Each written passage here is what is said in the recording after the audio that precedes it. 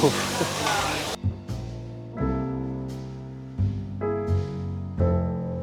guys, and welcome to another episode of UA Eats. I'm UA, and I'm still in Toronto, Canada, the most major city in Canada. Well, them or Vancouver, probably. I hear good things about Calgary as well. But yeah, I am still in Toronto, Canada, in a super frigid and chilly Toronto to check out the steakhouse scene here. Now, a lot of people say that RIBEYE is a can't-miss steakhouse when you're in Toronto if you're in Toronto for steak. I'm excited for RIBEYE, and yeah, they say that the steaks are great, and they also have some great other classics too from that era, such as the beef Wellington, one of my favorite dishes, one of the most, I would say, underrated dishes, if you can imagine that. Like, I feel like it's making a comeback now due to Gordon Ramsay, but you know, beef Wellington, it's tricky to make. I've made it before. It's tricky to make, but if you pull it off, it is delicious. Anyways, let's get out of the freaking cold. My hands are like freaking freezing off holding this phone. So yeah, let's find the entrance and let's get warm and let's eat steak. Oh shoot, where is the entrance? It is so freaking cold. Sorry.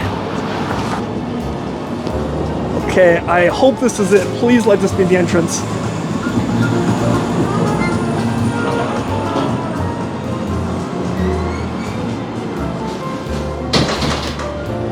Alright guys, we have just gotten seated at RIBEYE, and give me a second to, you know, orient myself and warm up a bit. It is brutal out there. Alright, we're all set. So we're inside RIBEYE Steakhouse, and when it comes to any list of the best steakhouses in Toronto, in Canada in general, RIBEYE will always be on that list. Like, you know, whether it's top 3, top 2, or top 5, it's usually not much, you know, further down the list than top 5, I would say. And yeah, I mean, the place looks great on the inside. Like, I hate when places are too dark. Like, some steakhouses really can be too dark, and it's like, seeing is like half of the experience, and if you can't even see your food, it kind of makes it not taste as good, if you know what I mean. Like, I think Jiro Ono once said that, you know, how food looks is like a big chunk of it, like almost half of it, if not like 30%. But here it's like they have a good combination where it's dark mood lighting everywhere, but at like the booths, at the tables, they have some warm lighting above us at each of the booths and the tables, so I like that. Anyways, let's take a look at the menu. Why don't we? So this is the cocktail menu here. She mentioned that they also have a wine list, but she said that the wine list, I should ask for it. So I'll at least show you guys the cocktail menu real quick. And interesting that this is, you know, not left to right like in the Western world, assuming that the logo is the front page. This is actually right to left, which is kind of how things tend to be in Asia, because that's how people tend to write there. So, or this says ending, so I'm guessing maybe, yeah, maybe it is left to right after all. Yeah, that's interesting. You would think that the logo would be the front page. Prohibition.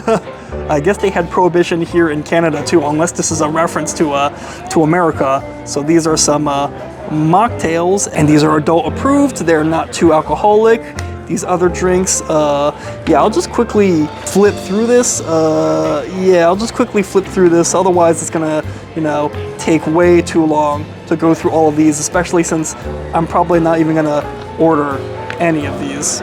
So just gonna quickly flip through this for you guys if you guys are interested in some of the things that they have. Return it to the front of the menu, and now let's take a look at their dinner menu, and I'm going to presume that this is indeed the front and not the back being the front. So, oh, okay, wait, oh, okay, I see. So it opens up like this, so there's no back, like it's 3 pages. So yeah, definitely one of the larger steakhouse menus I've seen. That there is cheese toast, only 13 Canadian, so what is that, like $10 or $9 American? So maybe we can try that, since they're calling it irresistible since 1955, so we'll give it a try. But then otherwise, a lot of these look like your standard steakhouse appetizers and salads. Caesar salad, of course, a RIBEYE tradition, prepared in the dining room. Ahi tuna, escargot, some other fancy things, crab cakes, and whatnot. And before we go to the steaks, I'm just going to show you what else they have, just to show you the menu. It looks like they have some pastas, a rack of lamb, some pork chops and things like that. And then they have some other seafood options, like a steak and, you know, like surf and turf and things like that. Seafood platters and all sorts of delicious looking sides, your typical steakhouse sides. But let's zero in on the steaks. So they got New York strip. Yeah, wow, these prices are not cheap at all. I guess for some reason in Canada, good steakhouses are just expensive. I mean, Barberian's was like that, and so was Jacob's. I mean, I know these are Canadian dollars, but that's quite expensive, especially since, like, look at this, dry-aged bone-in rib steak for 24 ounces, $210 Canadian. Even a 10-ounce New York strip, and 10 ounces is tiny. For $70 Canadian, it's not cheap at all for such a small portion. At least they do have a Japanese Wagyu, it looks like, and A5 Wagyu Kobe. I'm guessing that's a real Kobe beef, so looks like a pretty solid place. And then here are some like steaks, I think with some like, you know, like some sauces and flavorings, but I hear great things about the beef Wellington. Filet of beef tenderloin with foie gras, wow. Oyster mushroom duxelle. Wow, the duxelle will make or break a beef Wellington. So mushrooms and foie gras, that sounds irresistible. Wow. I've made beef Wellington before, but the beef Wellington I made was following more Gordon Ramsay's recipe that uses prosciutto on the inside. But this one is using foie gras in their duxelle, so I'm gonna order that 100%. And for 76 bucks Canadian, that's actually not terrible for beef Wellington. Probably one of the more reasonably priced items on the menu. And then they got stuff prepared tableside like steak tartare, steak Diane, and bananas Foster. So maybe we can try the bananas Foster for dessert later. We can give it a try. So let's order, why don't we? I think I'm ready to order. All right. So I'm gonna go with the oh, sorry. It's a big one. Yeah, it's like unfolding a map in the old days. Yeah, I'm gonna go with the, I hear the beef Wellington's really good. Absolutely it is, yeah. You enjoy mushrooms? Yes. Perfect. Has Yeah. a beautiful mushroom duxelle in there, the foie gras, yeah, it's beautiful. We can only prepare the medium rare though, because once you go anything over, the pastry starts to cook, so that's okay for you? That's totally okay. And just confirming, there's no like seafood in that, right? No. Just want to make sure. Yeah. I also want to try which of the steaks would you recommend? Depends on what you typically enjoy, of course, in your cut of meat. Sure. Myself personally, I am always going to go for a rib steak. Rib steak, I like okay. fat. Fat is flavor. That's of course not everyone's personal taste preference, but I would always do that. It depends on how hungry you are, of course. Like the bone-in dry-aged rib steak is an absolute treat. Have you ever had dry-aged before? Yeah, is that the only dry-aged steak? It's the only dry-aged. Everything else that we have is wet-aged in-house for 28 days. Okay. Yes. All right, yeah, let's try that one then. Oh, it's stunning. All right. Yeah. I guess I'll have a lot of leftovers. And then other than that is Steak and eggs tomorrow morning. for sure. Or just steak and steak. Steak and steak is also good. Yeah, not bad, right? What about this cheese toast? It says since 1955. Yes, it's High's famous cheese toast for a reason because it's been on the menu. It has not changed since we opened in 1955. Oh. 3 cheeses. It's just beautiful soft bread, a little crispy on the outside, melted gooey. It's delicious. So it's like a fancy grilled cheese, pretty much. It's open faced, but essentially yes. It's delicious though. But that's like the most traditional app, probably. Yes. Okay. Ordered too frequently, but for a reason. All right, then I'll do that. Not the salad, I'll do that. And would you like cheese toast coming out first, and then your Wellington, and then your rib steak? Yeah, sure. Just whatever comes first. Whatever's ready can just come. Okay. Yeah, I just need to know how to to time it for you. You're not fussed about anything or Nope. waiting. Okay. Not And then your picky at all. temperature for the dry age, Medium rare. medium rare as well, and then just your choice for the side. I'll do mashed potatoes. Wow, this is an expensive meal. I mean, this might be the most expensive video I've ever filmed, and guys, you better watch this video. Better help me recoup some of the cost. But wow, 200 Canadian? Did I read that right? 200 Canadian for a dry-aged rib steak? That is. And it turns out that not all of their steaks are dry-aged. Like that was the only dry-aged one. Hopefully it tastes good. So we'll wait and see. All right, guys, so our first appetizer has arrived. The, what she called the open-faced grilled cheese sandwich. I forget what it was actually called on the menu, but it's basically a grilled cheese, pretty much, it seems like. And it's wrapped in foil to keep it warm, and ooh, look at this baby. Yeah, open-faced grilled cheese does sound about right. I mean, this has been on the menu since this place opened, 1955, so they must really feel strongly about this grilled cheese here, so let's just give one of these a try. I mean, it looks like it's not really grilled on the bottom, but the cheese mixture is looking delicious. All right, let's give this a try.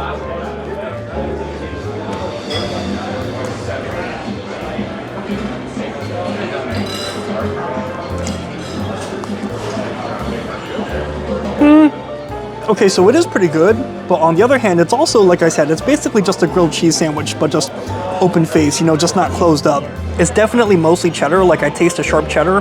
The other cheese, I don't know, it's something, something counteracting the cheddar, like a more bitter cheese, maybe like Swiss or something. It doesn't seem like there's anything stretchy in this, like American or Gouda or anything, but yeah, I don't know. This was interesting, I enjoyed it, but to be honest, I could definitely make this myself at home. I'm glad they only charged me 12 Canadian bucks for this, because I wouldn't pay more than that, to be honest. We'll pace ourselves with this so we don't fill up and, you know, leave stomach for steak. All right, our first item has arrived. Our beef Wellington, and I guess they don't slice it in advance. They want you to slice it, which is okay. I guess that makes sense. It kind of preserves the temperature. So let's flip it around. Ooh, hot plate. Kind of looks nicer this way, right? With the asparagus facing me. The charred asparagus. So yeah, they got a nice little fancy lattice pattern on the beef Wellington, you know, just like a nice little design there. And I love beef Wellington. And when I see it on a menu somewhere, I try to get it at a steakhouse if I can. So, although it is rather small, I mean, I was kind of hoping it would be bigger, you know, like especially for the price we paid. But even though this was one of the more affordable things on the menu, now that I see how small it is, I sort of think it's not as affordable as I thought. Let's just slice this guy. Ooh, so soft. Looking forward to this. Let's just slice this guy right in half and see if it's as beautiful. See if it's beautiful on the inside. It slices really easily, I will say that. 3, 2, 1, oops. Ooh, I thought that I was gonna fall this way. Okay, so here, I'll angle it this way for presentation to show you guys the inside. But, okay. Yeah, I mean, it doesn't quite look as beautiful as like the Gordon Ramsay ones do look when you slice them, but it's okay. It's the taste that counts, right? I guess that's why they don't slice it and display it like this. And yeah, they say they're served medium rare. I think that's a little bit more rare than medium rare, but it's okay. I think beef Wellingtons do tend to run more on the rare end, and personally, I don't mind a more rare beef Wellington, a more rare beef steak in general, and as long as this puff pastry tastes delicious, and that foie gras duxelle is delicious, then I'm sure this is gonna be great. So, a bite of the beef welly. Soon may the Wellington come to bring us sugar and tea and rum. Does anyone here remember those sea shanty TikTok trends? Let's see if this. Let's see how good this beef Wellington is.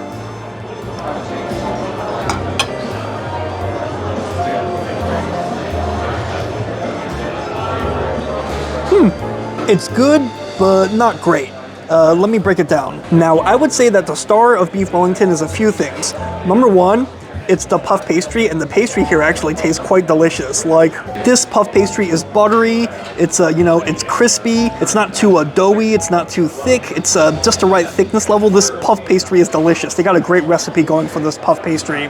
I would say that's where the great stuff stops, and I would say that the rest of this is, you know, it's good. It's still a beef Wellington, it's still a filet mignon and steak, but I would say the rest of it is not, like, it may be okay, but it's not great in my opinion. Like, first of all, there needs to be way more duxelle paste. I guess some of it was left behind there, but like, I still think there needs to be a lot more duxelle paste, and you really want like a strong mushroom, you know, that mushroom savory umami flavor, earthy flavor in every bite. But I think the main thing, other than there not being enough of the duxelle, even if you tell me, well, Yue, a lot of it is left behind there, so that's a fair point. Like, maybe there is more and I just didn't get a good amount in that one bite, but the duxelle is way too wet. Like, you really got to cook the duxelle on like a low heat for a really long time. Like, I'm talking like an hour potentially, maybe even, you know, maybe even more depending on how much you need to get the water out.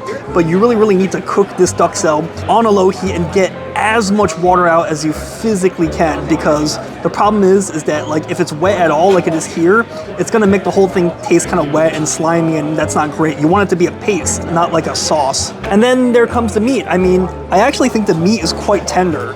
you know, and I don't mind that it's a little bit on the rare end, but, you know, it's filet mignon. So filet mignon is one of the less flavorful cuts of beef. Like, you know, it's tender and without much fat. So filet mignon isn't going to have as much flavor as like ribeye or New York strip or anything, but that's why you really got to nail the duxelle and the puff pastry too. You really got to nail the duxelle so that, you know, it really takes on the flavor of the duxelle, the filet mignon. So, because otherwise it just ends up tasting kind of like bland and not super flavorful. So it's still beef Wellington, so I still enjoy it, but it's not among the best ones I've had, I'd say. Let's eat some of this and let's wait for the steak to arrive, then we'll review the steak. All right, guys, so our steak has arrived, and my bad, I didn't get the footage of them bringing it over. Thank you.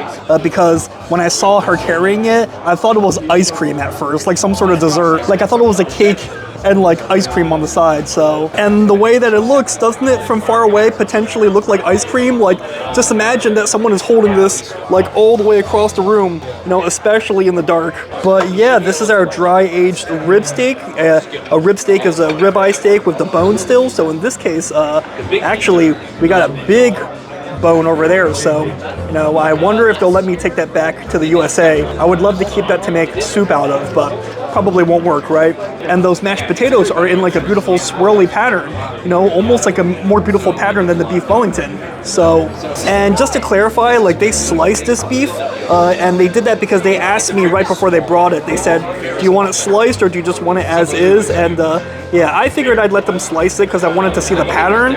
I thought it would look better in like the thumbnail or something, but typically though, I don't usually like it sliced. I like to be able to cut it myself, and in this case, I think it would have been better not to slice it because, yeah, this was kind of it's not the most beautiful pattern. I don't think this was an especially necessary slice. But in this case, the slicing, I think, was less so for presentation and more to make it easier to share. So it will make it easy though to look at the doneness on the inside. This one here for sure is medium rare. Actually, most of these are medium rare, so I would say that the cook is pretty good. I think it really depends on the lighting. This steak has got a nice sear, probably just on that one side. There's a slight bit of char on the bottom there and a beautiful sear on the top. And this sear on this guy just looks amazing if you ask me. So without further ado, let's take a bite. Oh my goodness, like my 150 American dollar steak. Wow.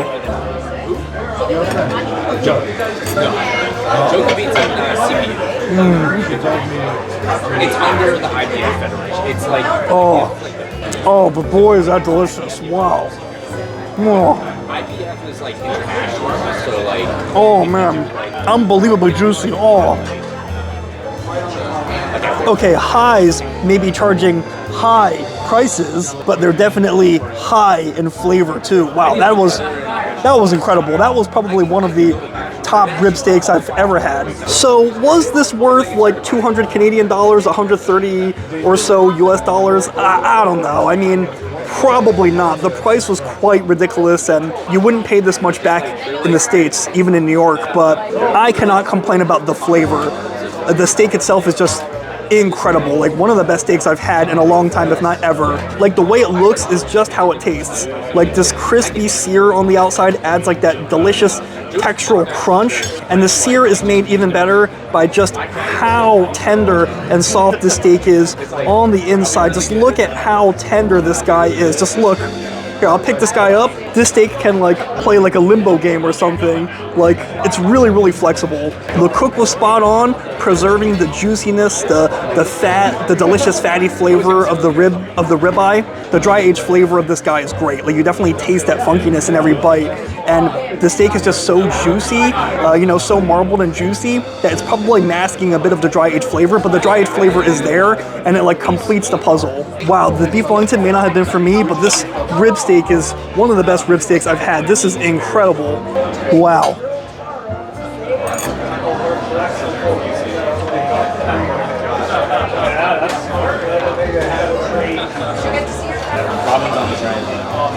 Unbelievable. Wow. How are you enjoying the dry age? Very, very, very good. Do you see like the additional crust that the dry age process gives, and it adds like such a nuttiness to it? Yeah, like some of that funky kind of like blue cheese flavor. Exactly, yeah. Yeah. It's fantastic. So I'm glad you're enjoying it. No, this might be one of the best ribeye steaks I've ever had. It was really, really good. I come with my dad for dinner and Yeah. we always share. Yeah. It was expensive, but maybe once in a while. Once in a while, exactly. Not all the time, unfortunately, but every now and then it's a delicious treat. Yeah. Thank you so much. I should have told her to give my compliments to the chef when she comes back. But, oh baby, this is just such a perfect steak. Like, this is almost like a perfect steak. Like, I don't see almost anything wrong with this steak. It is just so delicious. Like the flavor, the cook, the sear, the everything. So let's just go right for the rib cap. But that should be no problem. That should be like. And that knows you'll have to do a local meat, then you'll have to do a separate but you to go to national, you have to do the other three.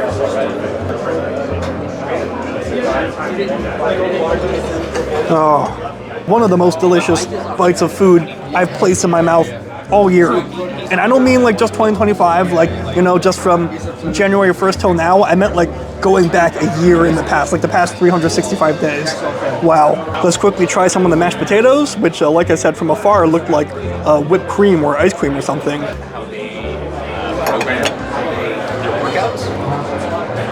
It doesn't make any sense to me. Okay, the mashed potatoes are not great. I mean, they're pretty dry, to be honest. Like, they look pretty and they're in a nice shape, and you know, maybe they have to be a little dry so that they're more like moldable, like they keep their shape, so to say. But these mashed potatoes are super lacking in like moisture. They're lacking in creaminess. They're lacking in like a delicious, fatty, creamy flavor, and yeah, they look cool, but they taste pretty dry and flavorless, to be honest. But like I said, this is hands down one of the best ribeye steaks I've had, if not one of the best steaks I've had, period. So if you love steak, or ribeye steak especially, you're gonna love this. But let's eat a little bit more of this, because, you know, I paid a pretty Canadian penny for this. Then let's get dessert. I'm eyeing that tableside banana foster, which I hear is a must here, so we're gonna order that.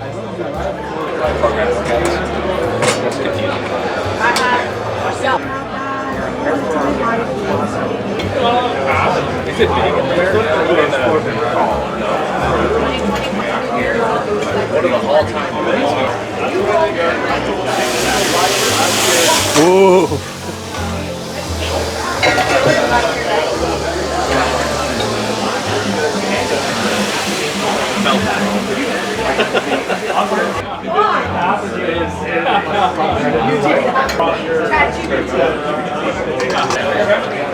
Thank you so much.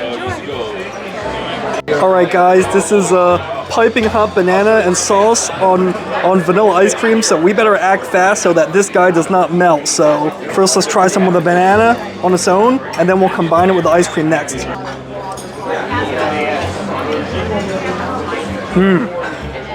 The bananas, like, the sugar in the bananas is like caramelized and made like kind of sweet and savory from being grilled. Kind of like if you've ever grilled any fruits like on a grill at like a barbecue, and browning that butter along with the brown sugar just adds like incredible caramelized flavors to this guy. And now we're gonna eat it with the ice cream. Ice cream with the banana. Thanks. Appreciate it. Wow.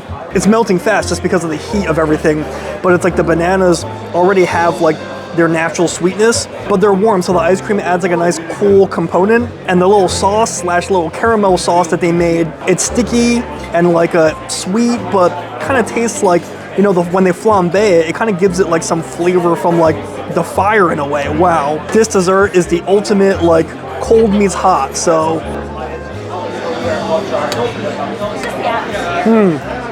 Delicious. Well, sure, final thoughts outside.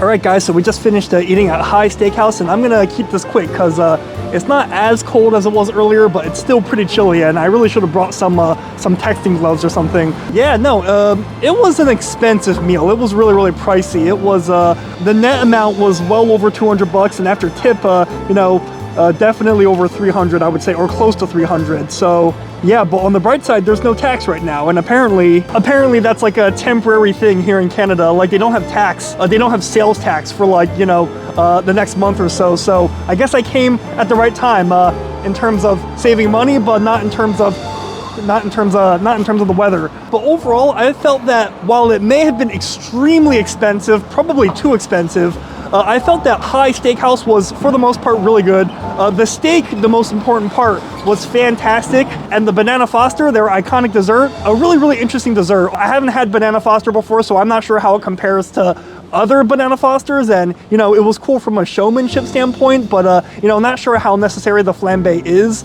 in that recipe. Please let me know in the comments. But yeah, I still enjoyed that dessert, even if I had to eat it quickly because of how quickly it melts. You know, if it's a special occasion and if you're willing to shell out some bucks, or if your company's paying for it or something, definitely I think it's worth checking out, because the steak itself was fantastic and one of the best I've had in a long time, if not ever.